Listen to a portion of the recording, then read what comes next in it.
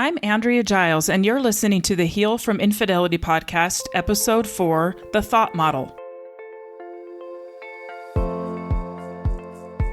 Hello, and welcome to the Heal from Infidelity podcast, where courageous women learn not only to heal from their spouse's betrayal, but to become the boldest, truest, most decisive, and confident versions of themselves ever. If you know there's more for you than the life you're currently living, but don't quite know how to get there, you are in the right place. Stick around to learn how to create a life that will knock your own socks off. Is it possible? It is, and I'm here to show you how. I'm your host, Andrea Giles. Are you ready? Let's dive in.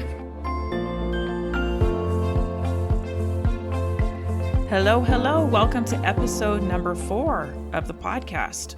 I am doing so great. I'm so happy to be here with you today. I just got notification a couple days ago from iTunes that my podcast is live, and I'm going to be sharing it with the whole world on Monday. I'm recording this over a weekend, and next week, all the rest of you are going to know about my podcast, so I'm pretty excited. But I've got to get more to record to get out there, so here I am. So anyway, today I am going to be teaching you something called the thought model. This is the framework for all of my coaching. This is how we can understand our thoughts, understand what's going on in our brains, and see exactly how our thoughts are creating results in our mind. It's an awareness tool.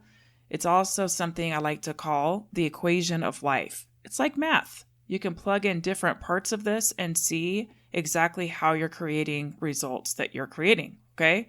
So this is not about positive thinking. It's not about hurrying and changing your thoughts to get out of uncomfortable situations, uncomfortable emotions. It's about bringing awareness to where you are, how you're creating your thoughts.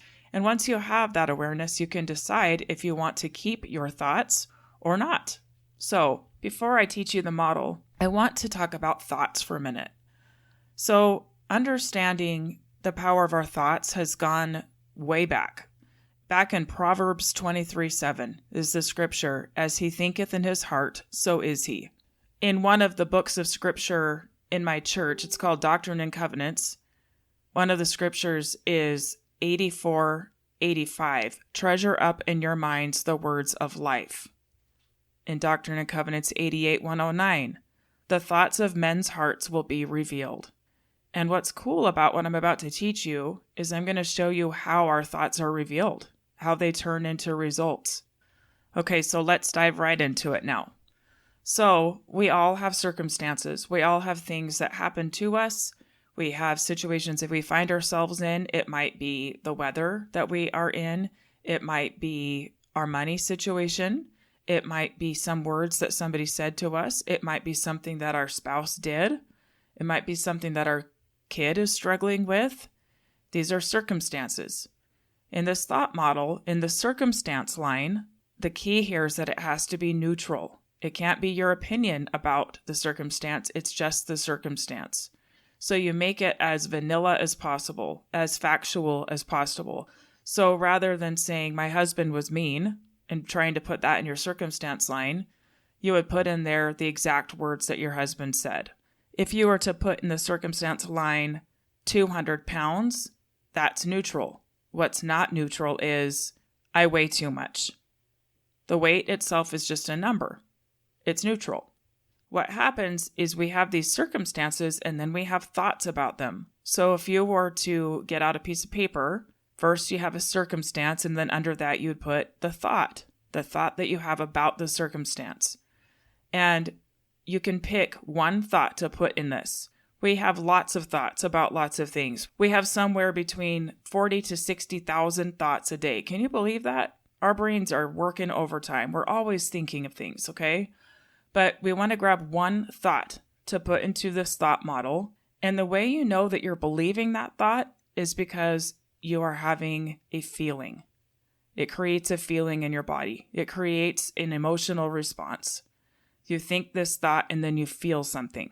Now, if you have a thought and you feel nothing, it's kind of like a cloud going by in the sky. It's just going by. It's not doing anything. It's just there, but it's not affecting your result because you're not believing it. You know that it's impacting your results if you are feeling something from it. So underneath the thought line is a feeling. The feelings that we experience are the drivers for life. They are what drive us to take action or inaction.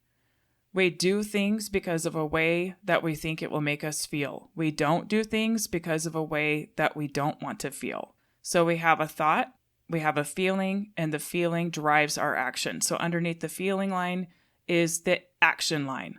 So what you do is you look at how you're feeling, get really clear about it, and then write out, when I feel this way, knowing that it's coming from that thought, when I feel this way, these are the actions I take. This is how I show up. This is how I hide. This is what I do or don't do. You get very clear. And then when you see what your actions are, you can see how it's creating your result. The circumstance did not create the result. The thoughts, the feelings, and then the actions did. And they all stem back to the thought, not the circumstance. Our thoughts always show up in our results line every single time. So it's like math, right? So I'm going to give you a couple examples of what this looks like. And these are actual clients that I have worked these particular models with, and I'm going to show you how it shows up for them, okay? I have one client who is going through divorce, and she is a successful businesswoman. She started a business from scratch, turned it into a 6-figure business, and her soon-to-be ex-husband has told her that he is going to take half of the business and he's going to take half of the custody of their children. And so on one call that we had, she was very, very upset. Her thought was, I'm afraid that he'll win. So in the circumstance line, he says he is going to take half of the business and 50% custody. The thought was, I'm afraid he'll win. The feeling she was experiencing was scared. Well, what do most of us do when we're scared? We tend to hide out. Stay in bed, worry, ruminate over fears. Think about how hard life would be if she didn't have her kids all the time. Think about how hard life would be without all of the income that she had created. And in that time, when I was coaching her, I showed her that the result that she was creating for herself is that she was losing ahead of time. She was creating a result for herself of hiding out from her business, hiding out from her children, and in effect, making it so she wasn't showing up 100% of the time anyway in either of those things. Now, she decided when she heard that and realized that she was creating that for herself ahead of time that she was not okay with that. So she decided to change some things, and we'll get to that in a little bit. The next thing that I wanted to tell you, or another situation, is with a client who is also going through divorce, and they have an upcoming mediation. And there will be things discussed in the mediation about their child and about money. And her thought about it is, he gets what he wants. Her feeling is annoyed. The action she's taking when she feels annoyed is to have self-pity, to have ruminating thoughts, not present in the moment, lose focus on herself and who she is, distracted, and not as present with her son. The result that she's creating for herself is, I don't get what I want. So can you see from that example how essentially she's making for herself the very thing she doesn't want? She's not taking ownership for the things that she wants because she's hiding out, waiting for him to do something differently. Okay? Here's another example. In the circumstance is $500 in the bank. If somebody has a thought of, I can't take care of myself, they might feel depressed, and if they're feeling depressed, they're going to avoid looking at the finances, focused on past financial failures, blame others that they don't have more money, and stay stuck there. The result is, I don't take care of myself. So that thought of I can't take care of myself turns into I don't take care of myself. So oftentimes what our results show is evidence of the thought. I have mentioned in past episodes that our brains are really, really good at conserving energy. So it's kind of like throwing a dog a bone. You throw the dog a bone, the dog goes, and it's like their sole purpose in life to bring that bone back to its master. Our brains are the same. They don't care if the thought is wreaking havoc. If the thought's given, if it creates a feeling, which is a chemical release in the body, it's going to go get it. And so all of those actions are creating evidence of the result. So whether it's really toxic or not, it's going to do it. Okay. So all of the actions are creating evidence. It's like building a case. Okay. So another thing to look for in the thought model is sometimes when we are judgmental of other people, like for example, if our thought is that somebody was rude, our feeling might be anger, our actions might be thinking of all the things that that person did that are so wrong and so rude that they shouldn't be doing, then in effect, we end up with the result of being rude. That I am rude. We're spending all that time criticizing that person instead of creating a result that we want. That's another way that our actions create our results. Okay, so what can we do about this? First of all, a really important piece to this is that we don't want to hurry up and get out of it. We might want to be like, okay, I see that my results are not working for me. I want to do something different. And we might want to hurry to get out. But until we have like a really clear awareness of what our thoughts are creating for us, when we can really see it, really feel it, really understand it, it's too soon to hurry and change. The reason why is because these are thought loops, right? These are neurological pathways that have been well practiced. And we need to have a lot of awareness of them before we can change them, or we'll find ourselves right back in the same patterns over and over again. We might have well-meaning plans to change our thoughts, but until we really get a clear awareness of what they are, it's best to keep practicing noticing them. And I'm going to teach you how to do that. So sometimes we've been thinking these thoughts for such a long time that we have no idea what the thoughts even are, right? It's kind of like asking a fish in a fishbowl how the water is. They're going to look at you like, what water? They won't even know that they're in water. We're the same way. We're not aware of our thoughts.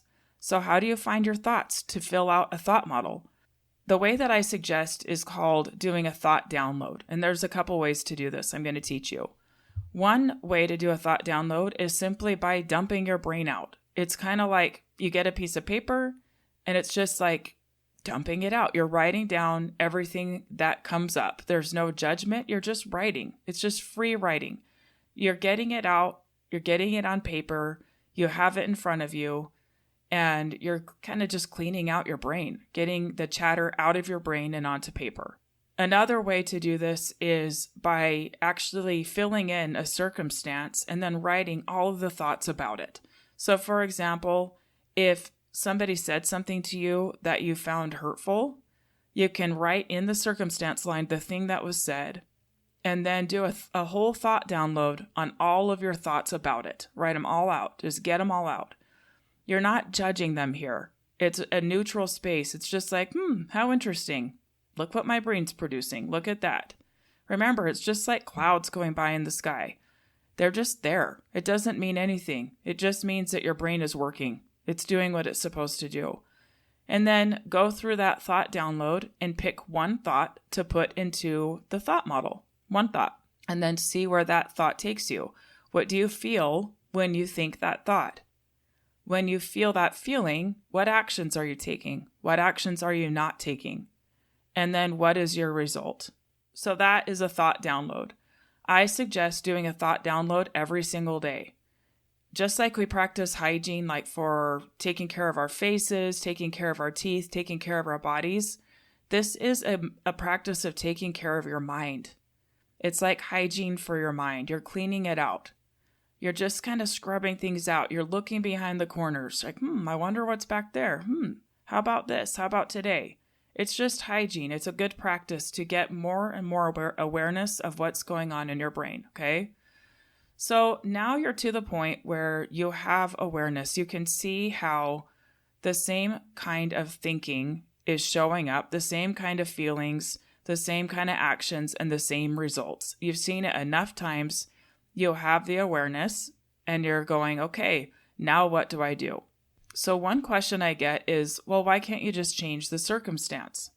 And I'm going to speak to that from my own personal experience, okay? So I was married and then got divorced and then I got remarried. I was married for a year to my new husband when I started to learn about this stuff. That year was tough, that first year. I mean, granted, we blended two very large families. When we got married, we had 10 kids living at home. I moved my kids to a really small community. There was a lot of change for all of us. Okay, that's beside the point. What I was really struggling with was old thought patterns of fear, of doubt, of kind of looking around, waiting for the other shoe to drop, waiting for something to be wrong. And it really wreaked havoc. It was hard for me to lean into trust. And so instead of enjoying my spouse as much as I wanted to, I often felt scared. I often felt like I was watching and waiting for something to happen. Then I started learning about these things and seeing why that was happening. I thought that by changing my circumstance, I was married to a completely different person. I thought that that would change my life, that I wouldn't have those thoughts anymore, that I wouldn't have those feelings anymore. Guess what? I was wrong. Because those thought patterns that I had created in my first marriage had not been shifted. They were pathways in my brain. They came with me. They don't just go away. They came with me and they showed up and they're like, yep, we know this well. And so they would create the same things, the same chemical response in my body, in my feelings. My actions were of kind of looking around and being afraid and just like I said, waiting for something to happen, waiting for the other shoe to drop. And it's not really fun. So my answer is to changing your circumstance is I don't recommend it. I don't recommend going from the circumstance you're in to another circumstance without doing this work in between. Now, I didn't know about this work. I didn't know about it. I had done as much as I could. I had done counseling. I had done a lot of things, but I still brought some of those neurological pathways with me.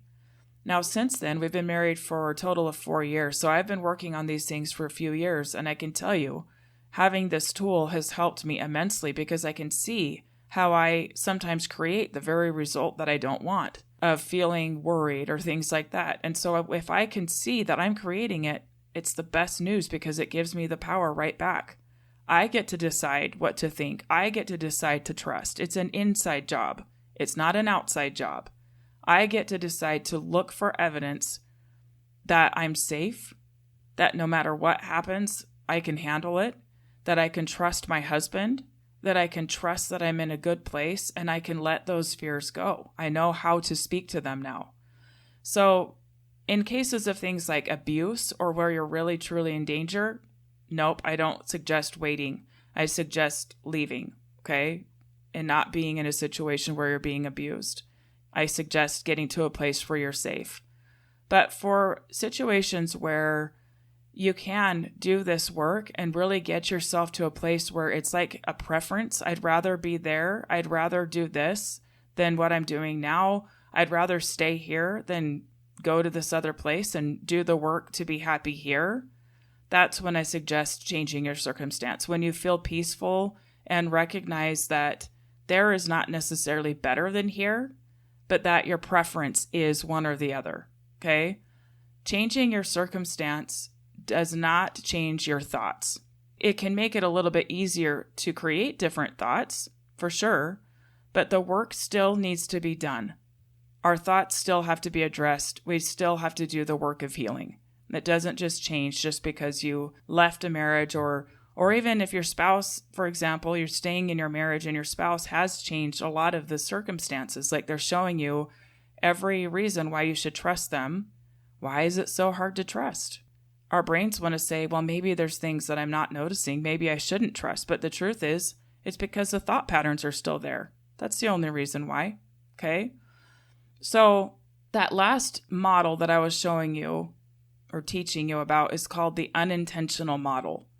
That's what our brains unintentionally hand us. That's the thought patterns. That's those neurological pathways, okay? The intentional model, which I want to talk to you about now, is when we decide beforehand what our results are going to be. So, in the situation with a client who was concerned about her soon-to-be ex-husband taking half of the money and taking half of the business, for her intentional model looks something like this.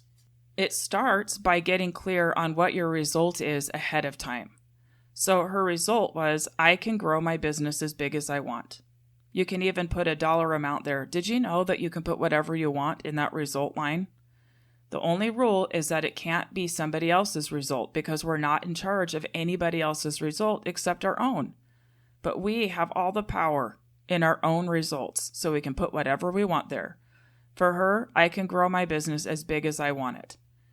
Her actions: focus, setting goals, getting up and dressed, intentionally spending time with the kids, intentionally spending time in the business, okay? Feeling: determined. Thought: I'll do everything I can to take care of my family.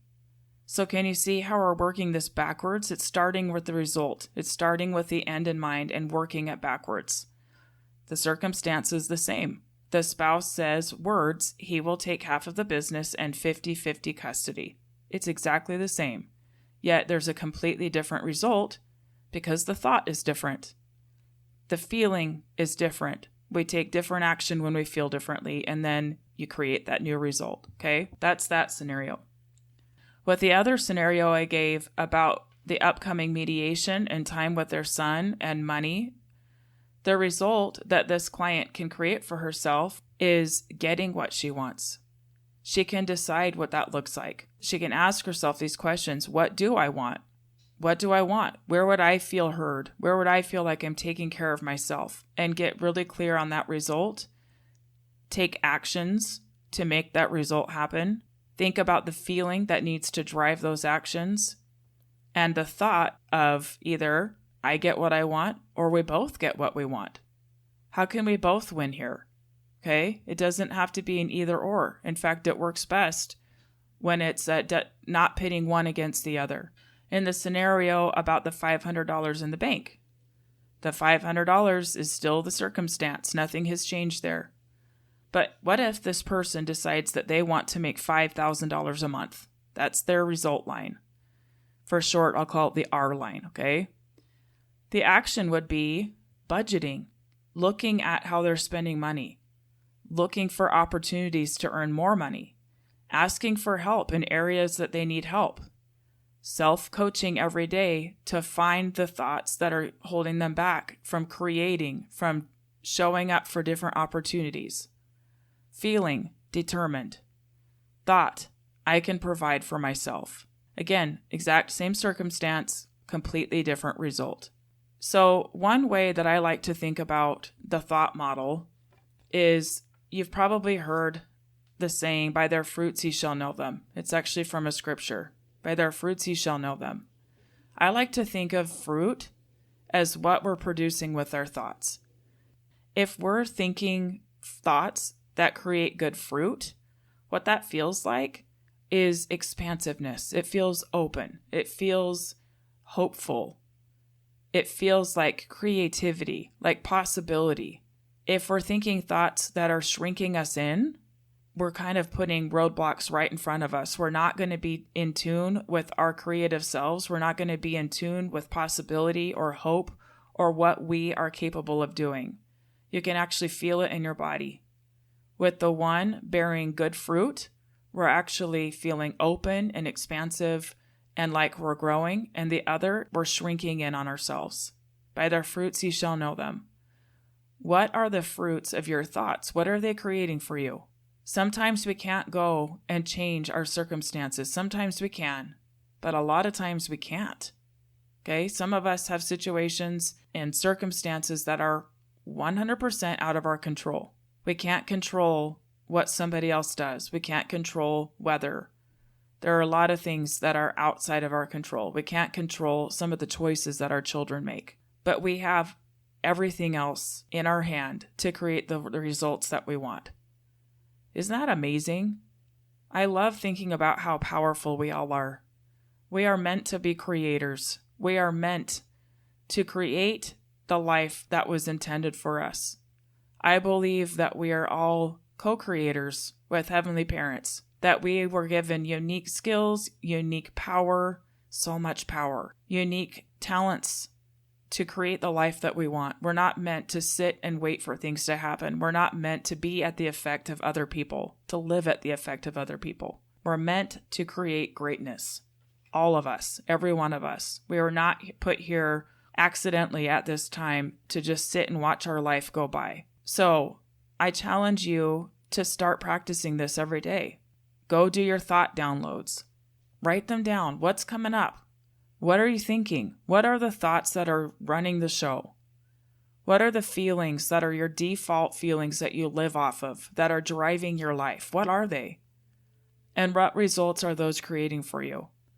I tell you what, the quickest way to actually change a circumstance where we can change a circumstance and to really change our life is by doing this work first. It's almost like magic. Like when we do this work, suddenly things open up for us that we could never see before because we are so closed in on ourselves. So please go practice. Get that awareness. See what's going on in your brain. And remember, you can create whatever you want. Go get it. Thank you so much for being here today. If you like this podcast, would you please do me a favor and go leave a review and subscribe? I would love that so much. Share it with whoever you think it would benefit. The more people leave reviews and subscribe to it, the more people are able to find it. That means the more people I get to help. So thank you so much. I love you and take care. Bye-bye.